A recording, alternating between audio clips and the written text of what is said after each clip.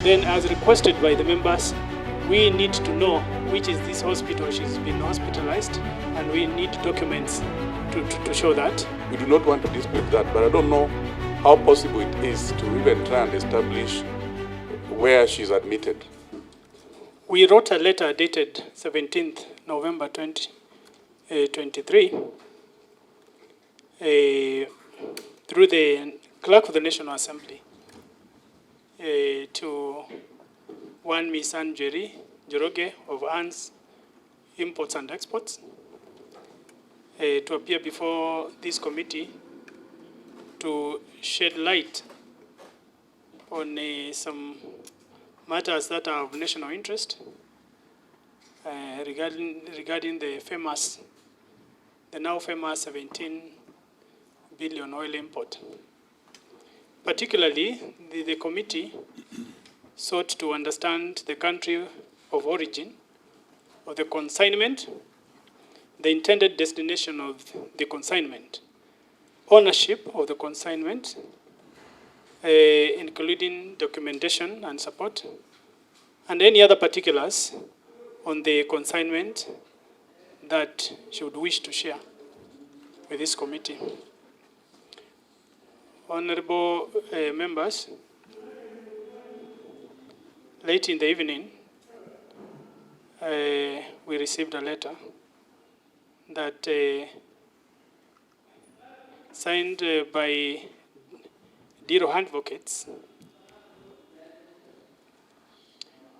and it reads as follows: meeting with the Departmental Committee on Energy regarding the disputed oil consignment. The above subjects and to a letter dated 17th November 2023, referenced as NA/DDC/Energy/CORR/2023 reverse.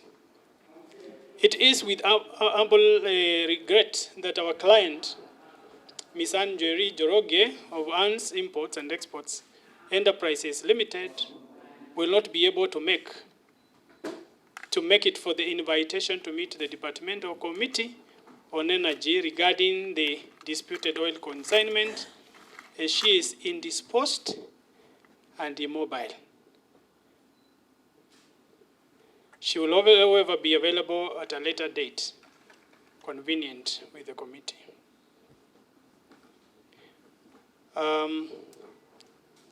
Honorable members,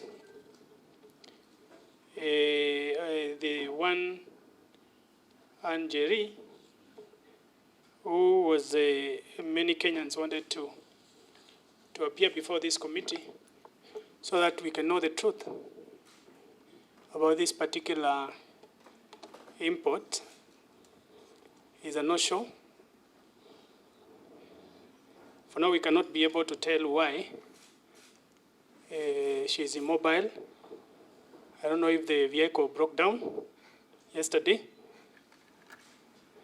or exactly what happened. So members, I want you to ventilate on this particular matter. But it must be known that when we have matters of national interest, you are first invited to appear. Then if you continue making excuses, then you are compelled to appear. So the clerk's office will engage to understand why they said Anne Njeri has decided to run away and make appropriate arrangements for her to appear before this committee. If she doesn't, then we issue summons for her to appear before this committee, because we owe it to Kenyans to know the truth. When you make wild allegations, then you must be strong enough to defend them. In fact, if I was the one claiming some 17 billion shipment, even if I was in hospital bed, I would have the hospital and pay 1 billion to all the doctors to bring me here so that I can set the record straight and get my consignment. So we don't read it in good faith when somebody with such bold allegations decides to disappear on a very, very serious matter of this magnitude. The committee was very prepared with a series of questions that would help unearth the true position regarding this particular oil shipment. Members. Chair, with your permission, may I perhaps inquire from the contents of the letter you have read out? When the advocate says that they said Anne Njeri is immobile, he says that she's unwell and immobile. Someone who is immobile, believe that must be bedridden, maybe hospitalized.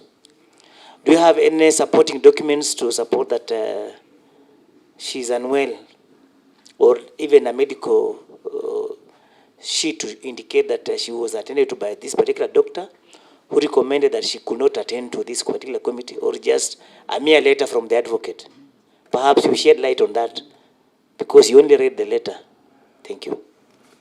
Maybe, Clerk, you have any documents that came alongside this particular letter? There's no other documentation. It's only this one letter, a one-page letter. Chair. Yes, please. Chair, I don't want to make a judgment, but as far as I am concerned, I think she's a joyrider. A different opinion, Chair. I would also think that it is good we also invite the KPA senior staffs to come and tell us the type of documents they have, whether genuine or whatever they may be. Senior members of KPA. Yes, please. Which one? We can start with Owino, then to you. Chair, the witness has indicated on that letter there that she's indisposed. We do not want to dispute that, but I don't know how possible it is to even try and establish where she's admitted. Correct. If she's really sick, because the matter that we are dealing with is a matter that is so important to Kenyans, and we would want to know the truth. So, Bwana Clerk, if you can check where this patient, this particular witness is admitted, because we would want to assume that she's unwell, but let us know where is she now that she's unwell. And she has also indicated that she would be available when we invite her again. I think after establishing where she's admitted, then we need to send an invitation again so that she can come and shed more light, because she's the only person who would enable us know the story behind all these things. If she does not appear, then I don't think there's even a point engaging the Ministry of Energy further. Thank you. Thank you. Mheshimiwa. Thank you, Chair. I think this is a very, very, very sensitive issue. Everybody is crying of petroleum price, and whoever jokes with it is joking with the entire Kenyans. So my wish is that actually we follow the standing orders and we lead all the way to the summoning point whereby an action should be taken by the country. Thank you. And Chair, just an addendum to what my colleague Owino said. The lawyer who wrote that particular letter should also be summoned, because when you're writing a letter to say that so-and-so is indisposed, you must support the document to confirm that indeed this person is unwell. This matter is of national importance. We as Energy Committee, we know very well that it is very difficult for an individual to import fuel directly in this country, given the arrangement the government has put in place for importation of oil. For someone to come and say that she imported the oil of 17 billion, and then when the committee concerned with the energy matters summons, a lawyer comes up and writes a letter without substantiating the details, whether the client is indeed indisposed or not, is a very serious issue that, as we summon the Anne Njeri, let the person who wrote the letter also appear before us and explain further why he wrote the letter without explaining further where the witness was. Thank you so much. Yes, please. I've listened to you very keenly, and I think the topic is well covered in your remarks. When you gave all the options available for summoning this lady back here and even reprimanding her to be here, I think what you have given is very good, and if we can stick to that, we'll get a very good way forward. If we prolong the debate on this thing, we'll scare this lady further, because although everything we're doing here is well covered, and the press is here covering it, so let us not pass verdict on this lady. The lady went public and said she imported the oil. Let us believe her at that until we meet the lady here and we allow her to defend ourselves. But if we want to take a defensive and trying to make it as if the lady has offended anyone before she appears here, we'll scare her away. And lastly, Chairman, as well, this lady was security, so that next time we see this lady here, this thing is not a light matter, which even you and me, you can just walk in after being kidnapped and you think you are safe. The lady may be not assured of her safety, that's why she's not coming here. Let's assure of her safety, then let the lady appear before us here. We allow Kenyans to get the truth out of this thing. Thank you. Chair, But Chair, nobody Chair. has raised the issue of security. Yeah, Chair, right, Chair, for the let's- purpose of answer, let me introduce myself. Yes, please, Mheshimiwa. I'm Honorable Ken Chonga, Member of Parliament for Kilifi South and a member of this committee. And further, Chair, allow me just to put a comment. This matter is so weighty. In the manner that it is handled, I think there is all the need. As a committee of energy, we are mandated to make intervention on any matters relating to oil. And this matter is so weighty that it's putting the country in a situation where it's either being doubted or it's harassing its own citizens or it's mismanaging the fuel industry in general. This woman must report to this committee, whatever the case. Let us authenticate what she has, because if it's from the grapevine, Chair, you have heard this woman does not even have an import license. So how can one import oil in Kenya without an import license? There is bigger to this than what we are seeing, which as a mandated committee need to get to the bottom of it. Should not even accept a letter from a lawyer. The lawyer is not the one who is actually adversely mentioned or is not concerned in this deal. This woman must be presented before us and tell us the truth of whatever she is alleging, so that we can be able now to know what kind of intervention mechanisms can be made and the world at large can know what is going on about this saga. It's bigger than the way we are looking at it. Thank you, Chair. So I will ask Mheshimiwa Gimose to introduce yourself. My name is Charles Gimose, MP Hamisi. On this matter of Anne Njeri, only to stress that some pronouncements go far into creating a narrative and a perspective on leaders. And there are many Kenyans who believe now somebody probably is trying to steal some 17 billion shillings. I think it is fair that it is clarified.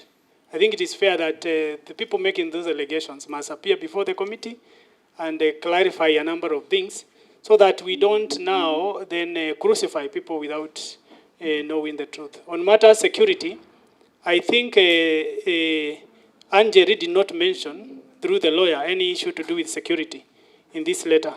She talks about immobility. And in any case, the committee is aware that Anne Njeri went to the DCI on her own. She left, she even did press conferences, and she has not needed any further security to move to all those places, even do press conferences. Appearing before this committee should not be any different. Let us not try sideshows on this particular matter. Let us just pursue Anne Njeri to appear before this committee. The clerk, besides Anne Njeri giving us, agreeing on a different date for her to appear, then as requested by the members, we need to know which is this hospital she's been hospitalized, and we need documents to show that. And therefore, that is a rule on the committee that Anne Njeri, you look for the said Anne Njeri, as alluded by the lawyer, that she's available when she's mobile. So I understand our mobility.